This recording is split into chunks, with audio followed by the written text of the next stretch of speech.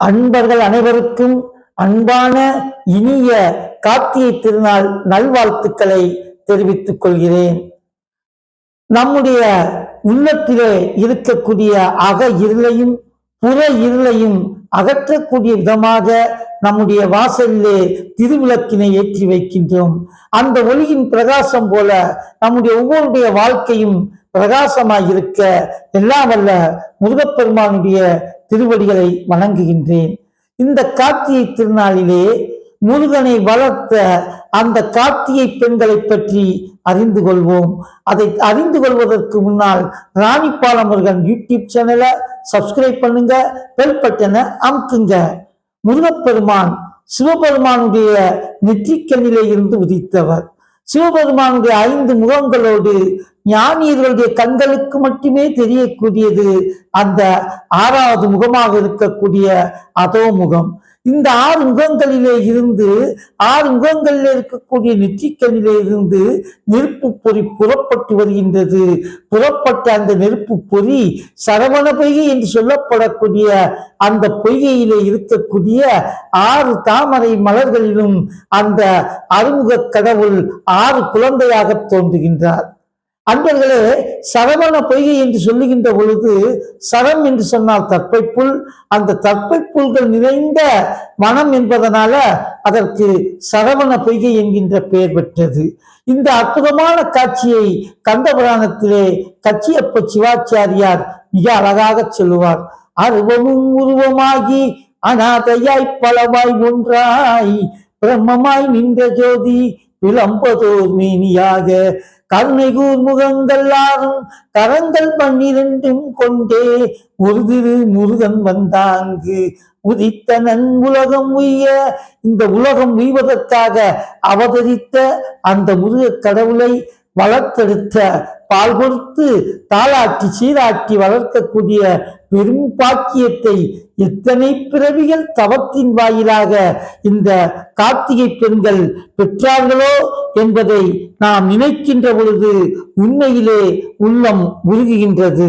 அதாவது நிதத்தனி, மச்சரந்தி, மேககந்தி, பர்த்தகந்தி, அதே போல அம்பா, அதேபோல் துலா என்று சொல்லப்படக்கூடிய இந்த 6 பேரும் தான் கார்த்திகை பெண்களாக இருக்கிறார்கள். இந்த 6 பெண்களும் தான் முருகப்பெருமானை பாலூட்டி வளர்க்கிறார்கள்.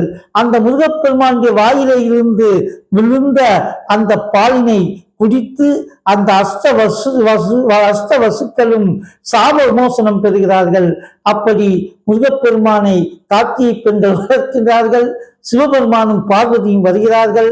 பார்வதியுடைய அரவணைப்பால் அந்த 6 குழந்தையும் ஒரே குழந்தையாக மாறியது. அந்த அன்னையினால் அணைக்கப்பட்டு அந்த 6 குழந்தைகளும் ஒரே குழந்தையாக ஆனதுனாலதான் முருகனுக்கு கந்தன் என்கின்ற ஒரு திருப்பெயர் உண்டானது. இப்படி சிறப்புமிக்க இந்த கார்த்திகை பெண்கள் ஒரு நாள் சிவபெருமான் அன்னை பராசக்திக்கும் ஞானிகளுக்கும் முனிவர்களுக்கும் ஞான உபதேசம் செய்து கொண்டிருக்கின்றார். அப்படி ஞான உபதேசம் செய்து கொண்டிருக்கின்ற பொழுது இந்த உலகத்திலே 6 நட்சத்திரங்களாக மின்னிக் கொண்டிருக்கக்கூடிய அந்த கார்த்திகை பெண்கள் சிவபெருமானை நோக்கி வருகிறார்கள். வந்து தாங்கள் அஷ்டமா சித்திகளை பெற வேண்டும், அதற்கு எங்களுக்கு உபதேசிக்க வேண்டும் என்று கேட்கிறார்கள். அப்படி கேட்ட உடனே அன்னை பராசக்தியோ நம்முடைய குமாரனாக இருக்கக்கூடிய முருகப்பெருமானுக்கு பாலூட்டி இந்த பெண்களுக்கு அதை சொல்லித்தாருங்கள், அந்த அஷ்ட கர்மங்களையும் அந்த அஷ்ட சிஸ்திகளையும் சொல்லித்தாருங்கள் என்று பார்வதி சொல்லுகின்றார். அதே போல அந்த அஷ்டமா சித்திகளை படிக்க வந்த இவர்களுக்கு சிவபெருமான் அந்த அஷ்டமா சித்திகளை கற்றுக் கொடுக்கின்றார். அப்படி அவர்கள் கற்றுக்கொண்டிருக்கின்ற பொழுது கல்வியிலே கவனம் என்பது மிகவும் அவசியம். இந்த பெண்கள் சரியாக கவனிக்கவில்லை. சிவபெருமானோ 2 முறை சொல்லுகின்றார். அப்படியும் அவர்கள் சரியாக கவனிக்கவில்லை. எனவே சிவபெருமான் அவர்களுக்கு ஒரு சாபத்தை கொடுக்கின்றார்.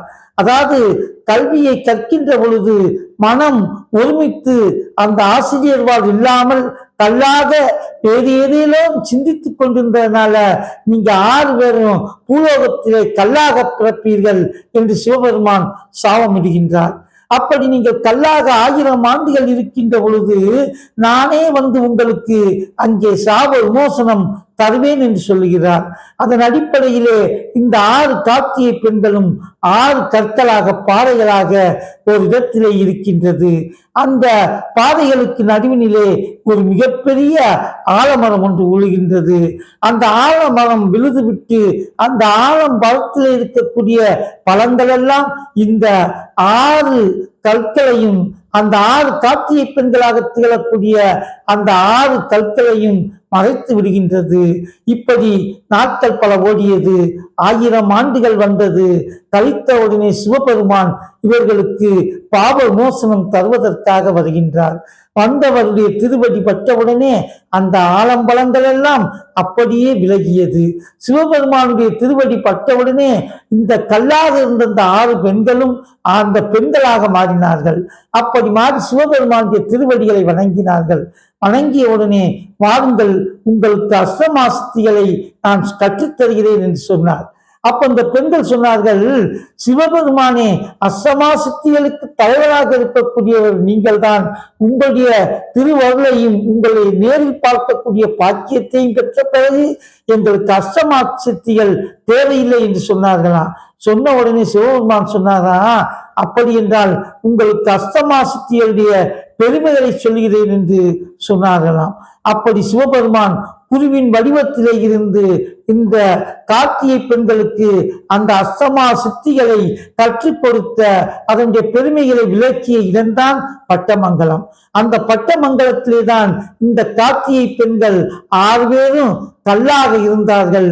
அந்த ஆலமரத்தையும் இந்த 6 கற்களையும் நாம் சுற்றி வந்து சிவபெருமானுடைய திருவடிகளை நாம் வணங்குகின்ற பொழுது அந்த குரு பார்வை என்று சொல்லப்படக்கூடிய அந்த பார்வை நம்மீது பட்டு குரு பார்த்த கோடி நன்மை என்று சொல்வார்களே, அந்த கோடி நன்மையை நாம் பெறலாம். எனவே இப்படிப்பட்ட பெருமை மிக்க சிவகங்கை மாவட்டம் பட்டமங்கலத்தில் இருக்கக்கூடிய இந்த திருத்தலத்திலே தான் 6 பெண்களும் சாப விமோசனம் பெற்றார்கள். இன்றைக்கும் சிவபெருமான் ஞான குருவாக இருந்து வரக்கூடிய பக்தர்களுக்கு அருள் செய்து கொண்டிருக்கின்றார். எனவே முருகப்பெருமானை வளர்க்கக்கூடிய பெருமை பெற்று பின்பு சாபம் பெற்று அந்த சாபத்துக்கு விமோசனத்தையும் பெற்று அங்கே ஒரு குருபார்த்த கோடி நன்மை என்று சொல்வார்களே, அந்த வகையிலே இருந்து நம்மளுக்கெல்லாம் அருளாட்சி செய்து கொண்டிருக்கக்கூடிய அந்த பட்டமங்கலத்தில் இருக்கக்கூடிய தட்சிணாமூர்த்தியுடைய அருளாலும் இந்த கார்த்திகை பெண்களுடைய அருளாலும் முருகனுடைய திருவருளாலும் நம்முடைய அன்பர்கள் அனைவரும் எல்லா நலன்களையும் பெற்று பல்லாண்டு வாழ வேண்டும் என்று இறைவனுடைய திருவடிகளை வணங்கி விடைபெறுகின்றேன். நன்றி, வணக்கம்.